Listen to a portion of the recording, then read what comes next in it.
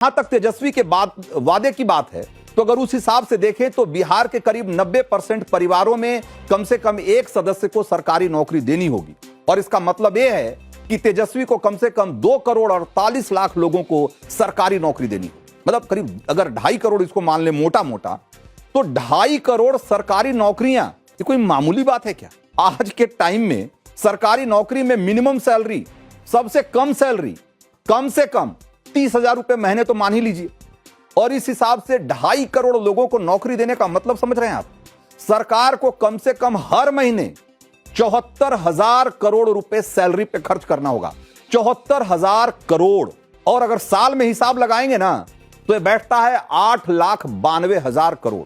मतलब समझिए 9 लाख करोड़। आपको लग रहा होगा कि ठीक है 9 लाख करोड़ है तो क्या है, दे देंगे। तो भाई साहब, बिहार सरकार का 2024-25 का पूरा वार्षिक बजट जानते ही कितने का था?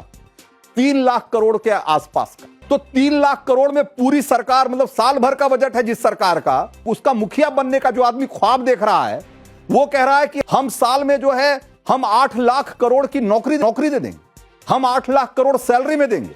जिसके पास मतलब ये कि 3 रुपया जिसके पॉकेट में है वो कह रहा है कि 9 रुपए तो हम गुटखा खाने पे खर्च कर देते हैं।